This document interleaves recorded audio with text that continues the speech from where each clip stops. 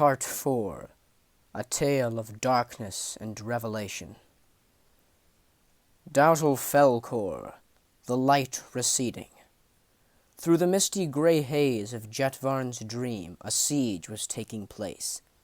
He stood outside the great walls of the city of Puka as fire rained down from catapults and arrows around him.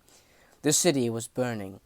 Yet through the smoke of the fire, Jetvarn spotted a small, indistinct rider galloping away from the city across the plain of Jaina. Any other would have given the small dot no further thought, yet in Jetvarn's mind he knew who it was, and he started running. The funeral was a dismal affair. It was raining in the city as the funeral procession walked slowly down the street. Those in the line wore black robes, and 4 men walked near the middle bearing the casket of the Lord of Peguila. The king stood beside Kethvar on a small dais beneath a tented roof. At his sides and behind him stood his soldiers and some of Dracon's.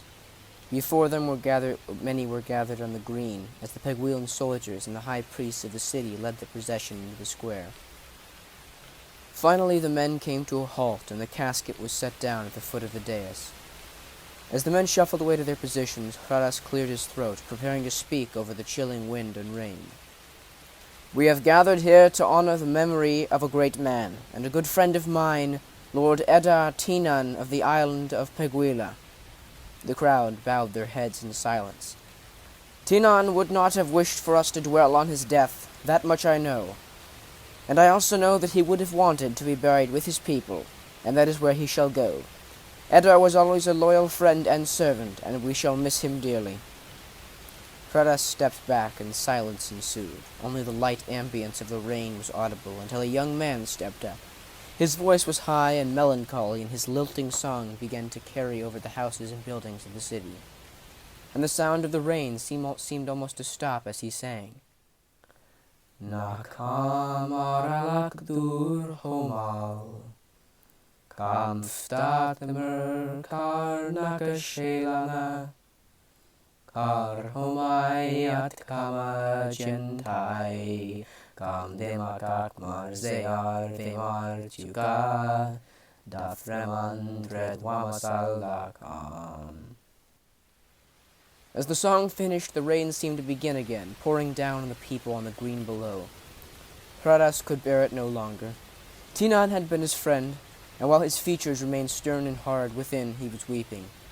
Without another word, Hradas waved his hand, and the men once again picked up the casket and began to march off toward the city gates of Puka. As the crowd began to disperse, Hradas turned to Kethvar and spoke softly. "We have little time," he said. Dracon nodded, sighing. "Let us retire to the town hall, where we may talk in peace and warmth." Hradas nodded. "Oh, and I would like you to meet my son, your majesty," spoke Kethvar, turning back toward him. "All right," said the king, and together they strode from the tented overhang and into the rain, making for the safety of the town hall. It was warm within, as the 2 lords strode into the center of Puka's town hall. Through the large stained glass window above the podium, Hradas could see the dark grey sky pouring rain upon the earth, yet in here the braziers were lit in the corners of the room, and it was warm and quiet. Hradas and Kethvar made their way to the Jadila wood table in the center of the hall, where a young man already sat, waiting. As the pair sat, Dracon motioned to the young man, speaking. "Your Majesty, I'd like you to meet my son, Sir Morgan Kethvar."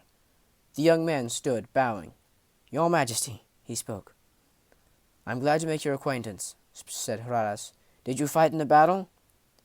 "I did, Lord. I led my father's left flank." Hradas nodded. "Right," he said, turning back to Dracon. "Let us discuss our strategy. Where will the enemy strike next?" "Actually," said Dracon, "I believe my son may have the answer." Hradas was intrigued and turned to Morgan once more. "Well, you see, your Majesty," he began, "on my ride south from the North Gate, I stopped by the God's Junction, as my father had information that an attack was happening there." "The God's Junction?" questioned the king, interrupting him. "It's what we in Calliope call the intersection of the Bleak and the Xandar," said Dracon. "Ah," said Hradas, "go on." "Well, turns out I was too late," said Morgan, looking down. The water was stained red with blood, bodies laying all over the place. The thing was, they didn't just come out from nowhere, and they didn't climb over the mountains neither. Now, I don't know how the Southern Watchers missed it, but there's a mountain pass that cuts straight between two peaks, and that's the way they came. Now, as far as we know, it's the only easy way through the mountains besides the wall, and I bet you anything that's where they'll be coming next." Hradas thought in silence for a minute before speaking. "Yes, if what you say is true, that's where they'll come." "Lord," said Drakon, "I have some ill news." Hradas stared at him coldly. "Yes?" "Scouts have reported that the forces we met on the river were nigh on half the enemy's forces." For a split second, Hradas appeared shocked, yet he had collected himself in an instant. "Right," he said, clearing his throat. "And who's left leading the other half?" "Well, we don't know for sure. One of the grey ones likely the one who carries my ring," spoke Drakon with disdain. Before Hradas could respond, Morgan spoke up. "Your Majesty, forgive me, but I must be sure of it. Is it true that your brother Jatvarn can transform himself into a tiger?" Hradas's blue eyes flared as he stared deeply into Morgan's face, his expression hard. Morgan gulped. The king cleared his throat once more. "Yes, Sir Morgan," he spoke, "the tales are true. One could even say it runs in the family. It is a curse, Morgan, one infecting the Kanglil family tree for generations, a curse my brother had never displayed until his execution day. None of us knew. We didn't know he was like our father." At this, Drakon scowled in confusion. "Your father?" he questioned. "Yes," said Hradas, "but he was a good man. I only ever saw him change once. Once his 2 sons were born without it, he thought he'd buried the curse forever." "Do you have it, sire?" asked Morgan, astonished. "No," spat Hradas. "Now can we please move on?" He spoke with force and authority, yet his words remained calm and in control. Morgan looked down at the table. "Now," began Hradas, "what do we do?" Drakon sat forward.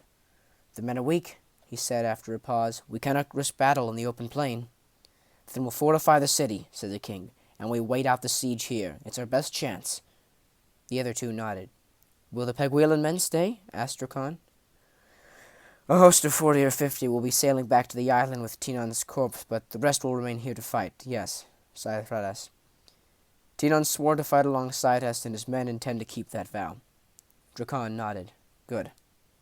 "Sir Morgan," began Hradas, "I'm putting you in command of the Peguilan forces. Can you do this?" Morgan stood and bowed. "I can, your Majesty." "Good, you may go." Sir Morgan Cathvar turned and walked from the chamber, the flames within the braziers flickering as he pushed through the double doors and into the rain. The 2 sat in silence for a while after, the light of the great hall flickering now and then. "How long do you think we've got?" asked Hradas finally. Cathvar sighed and looked at him. "Anywhere from 2 days to 2 weeks, who knows?" Hradas nodded. "We'll fortify the city," he said, standing up, the wooden chair screeching along the stone floor in the silent hall. Give the word to your men." Drakon stood as well. "I will, your Majesty," he said. "Good," said Hradas, staring through the window at the pouring rain. "We begin at daybreak." The song was sweet and sad. It called out over the meadow and field. The thrumming strings whined softly through the air, and somewhere a flute called out. The city was alive with music. The sun was rising. Hope was shining. The day had come again. Would it be their last? Hradas didn't know. Silently he touched the crown on his head. The 17-year-old boy walked the streets in silence, his hands clasped behind his back as the morning sun shone out over the wall top. All around him, in doorways and streets, stood men, women, and children, fiddles in hand. Some stood singing, others simply hummed in the pale morning light. Today was not a day of grief. Today was a day of music, and a day of happiness. As he looked up at the walls, one of the men saluted him, and Hradas nodded in return. A tear slid down his cheek, then another, and another. What was happening? Hradas couldn't understand. He was crying. He was crying. It wasn't the thought of death or the sadness of Tinon's passing. It wasn't fear, and it wasn't happiness. Regardless, Hradas didn't cry. It was the music, the clear, sad song, mourning and yet rejoicing. Hradas didn't understand. Yet here he was, standing in the street of Puka, peasants gathered around him, bawling like a child. The king fell to his knees before he could stop himself. Then something happened which he would remember for the rest of his life. A young girl of hardly 6 stood beside him, and he looked up at her with tear-streaked features, and before he could ask, the girl wrapped her arms around him and squeezed him tightly. Hradas was shocked for only a moment, but then he returned the favor, and as the young girl hugged him, for the first time in a very long time, Hradas smiled. He smiled wide in a large grin, and then he laughed, a great bellowing laughter that swept out away from him, and he released the girl and smiled at her as he laughed. And the crowd laughed, and the girl laughed, and the men laughed. And the music grew louder, and the people laughed, and the people sang and were happy. Hradas laughed, and he sat cross-legged on the grass and played with the children. And he called Kethvar to him and told him to postpone the reinforcements. Drakon began to protest, but then Hradas smiled at him, and suddenly a great grin spread over his face, and he spoke. "Yes, sire." And he walked away. And as he walked away, Hradas heard him chuckle, and he smiled anew. They would die. Hradas knew it, but he had no care, for today they were happy, and happy is what he would be. And the people danced and were happy, but all the while a shadow spread from the land of Weyhak'duram, creeping over the earth with the tidings of doom.